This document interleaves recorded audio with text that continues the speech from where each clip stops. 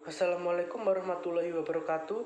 Saya dari kelompok 1 ingin mempresentasikan hasil kerja kelompok kami, tugas dari penganggaran perusahaan yang beranggotakan yang pertama ada Daniel Rampat Santoso, NIM 2010411074, yang kedua ada Syarifah Fidelia Andarini dengan NIM 2010411075, dan yang ketiga ada Eva Ana Fitria dengan NIM 2010411076, dan yang terakhir ada Iskananda dengan NIM 2010411077. Dan saya akan menyampaikan materi yang pertama, anggaran laba dan peran pentingnya. Secara umum, tujuan didirikannya setiap perusahaan adalah untuk menghasilkan laba. Untuk dapat menghasilkan laba usaha, setiap perusahaan harus memiliki produk yang dapat dijual kepada masyarakat. Produk perusahaan adalah segala sesuatu yang menjadi sumber pendapatan perusahaan. Produk tersebut dapat berupa barang berwujud atau jasa. Jadi, pada dasarnya produk perusahaan hanyalah merupakan alat untuk mencapai tujuan umum perusahaan. Materi yang selanjutnya adalah metode. Mengingat posisi sentral laba di dalam menggerakkan seluruh aktivitas ekonomi perusahaan, maka di dalam proses pembuatan rencana kerja perusahaan secara keseluruhan. Secara umum, terdapat 3 metode yang dapat digunakan dalam menyusun anggaran laba suatu perusahaan, yaitu yang pertama metode OPC Theory adalah metode penyusunan anggaran laba di mana jumlah laba ditetapkan sesudah proses perencanaan atau planning secara keseluruhan. Termasuk penyusunan anggaran operasional, anggaran laba merupakan bagian dari keseluruhan perencanaan itu sendiri. Usaha akan diketahui dengan sendirinya setelah anggaran operasional disusun perusahaan.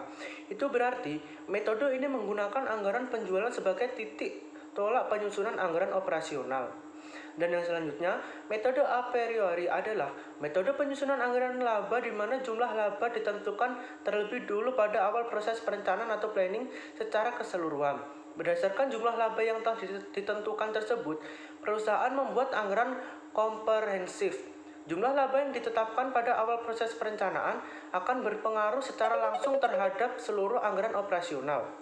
Dan untuk metode yang terakhir, metode pragmatis adalah metode penyusunan anggaran laba, di mana jumlah laba yang direncanakan ditetapkan berdasarkan suatu standar tertentu yang telah teruji secara empiris dan didukung oleh pengalaman. Dengan menggunakan suatu tingkat target laba yang diperoleh dari pengalaman, pengharapan atau perbandingan, pihak manajemen menetapkan standar laba relatif yang dianggap memadai bagi perusahaannya. Sekian presentasi dari saya. Untuk materi selanjutnya akan disampaikan oleh rekan saya.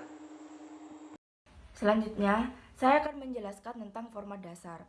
Dari seluruh anggaran operasi yang disusun suatu perusahaan, mulai dari anggaran penjualan, anggaran biaya bahan baku, anggaran biaya tenaga kerja, anggaran biaya overhead, dan anggaran laba.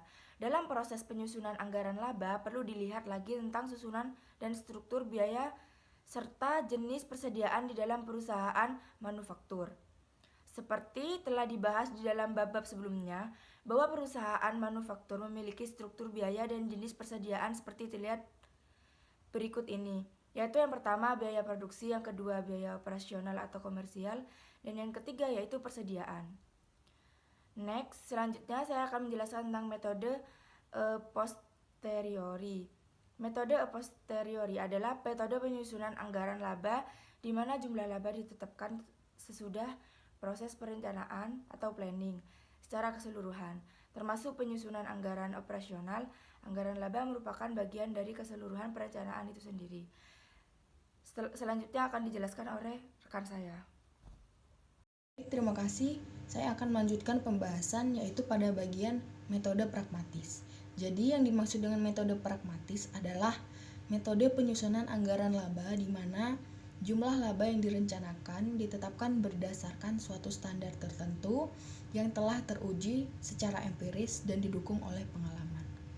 Prosedur penyusunan anggaran laba dari metode pragmatis sendiri, langkah yang pertama yaitu dengan laba empiris, lalu yang kedua anggaran penjualan, kemudian yang ketiga anggaran produksi yang terdiri dari anggaran biaya bahan, anggaran biaya tenaga kerja, anggaran biaya overhead, dan yang terakhir anggaran biaya operasional. Menyusun anggaran laba dengan metode pragmatis ini bisa dimulai dengan menetapkan laba. Lalu kemudian menyusun anggaran operasional atau dimulai dengan menyusun anggaran penjualan dan diikuti dengan anggaran operasional lainnya yang berujung pada anggaran laba. Baik, untuk materi selanjutnya yaitu tentang anggaran kas. Kas adalah alat pembayaran yang dimiliki perusahaan dan siap digunakan untuk investasi maupun menjalankan operasi perusahaan setiap saat dibutuhkan.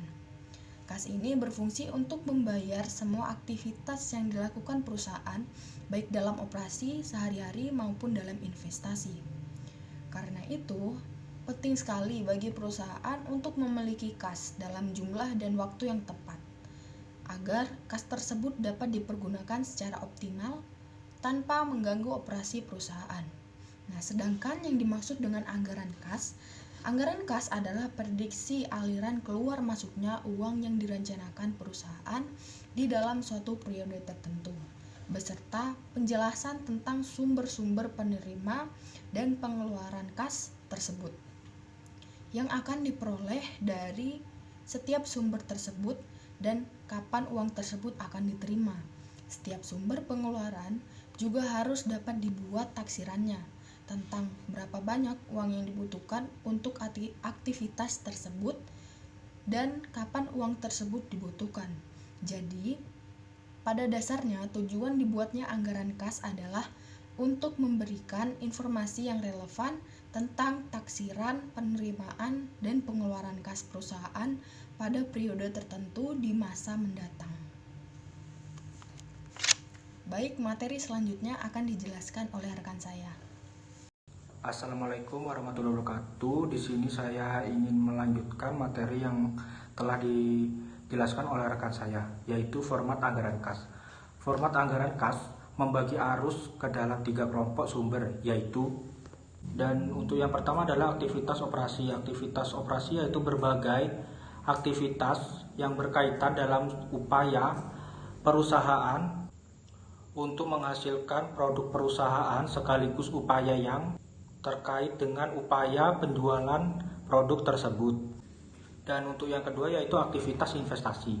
Aktivitas investasi itu sendiri adalah berbagai aktivitas yang terkait dengan pembelian dan penjualan harta perusahaan yang dapat menjadi sumber penghasilan perusahaan dari penjualan gedung, tanah, mesin, kendaraan, pembelian obligasi atau saham, dan lain sebagainya.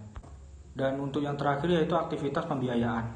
Aktivitas pembiayaan itu sendiri adalah semua aktivitas yang berkaitan dengan upaya untuk mendukung operasi perusahaan dengan menyediakan kebutuhan dana dari berbagai sumber dan konsekuensinya. Dan sekian presentasi yang dapat kelompok kami sampaikan. Untuk kurang lebihnya mohon maaf. Wassalamualaikum warahmatullahi wabarakatuh.